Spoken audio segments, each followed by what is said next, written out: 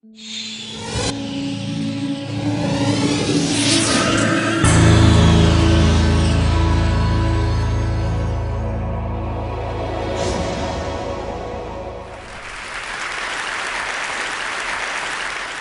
am a reformed marketer, and I now work in international development. In October, I spent some time in the Democratic Republic of Congo, which is the largest country in Africa. In fact, it's as large as Western Europe, but it only has 300 miles of paved roads. The DRC is a dangerous place. In the past 10 years, 5 million people have died due to a war in the East. But war isn't the only reason that life is difficult in the DRC. There are many health issues as well. In fact, the HIV prevalence rate is 1.3% among adults. This might not sound like a large number, but in a country with 76 million people, it means that there are 930,000 that are infected. And due to the poor infrastructure, only 25% of those are receiving the life-saving drugs that they need. Which is why, in part, donor agencies provide condoms at low or no cost.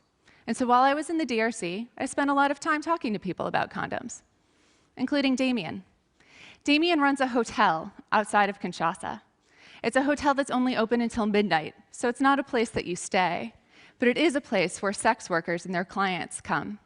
Now, Damien knows all about condoms, but he doesn't sell them. He said there's just not demand. It's not surprising, because only 3% of people in the DRC use condoms.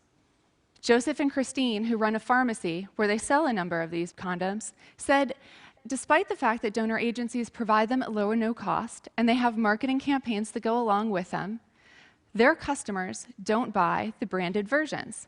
They like the generics. And as a marketer, I found that curious.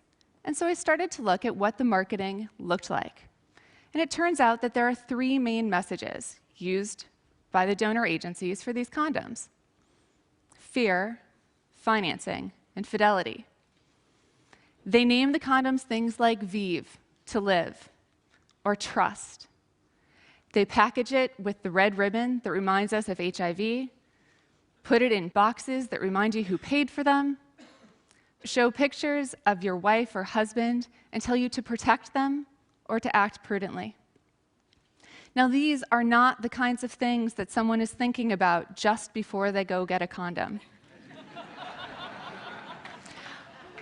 What is it that you think about just before you get a condom? Sex. And the private companies that sell condoms in these places, they understand this. Their marketing is slightly different. The name might not be much different, but the imagery sure is. Some brands are aspirational. And certainly, the packaging is incredibly provocative. And this made me think that perhaps the donor agencies had just missed out on a key aspect of marketing: understanding who is the audience.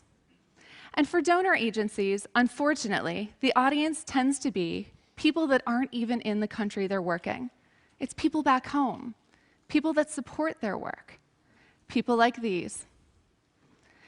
But if what we're really trying to do is stop the spread of HIV, we need to think about the customer, the people whose behavior needs to change, the couples, the young women, the young men, whose lives depend on it.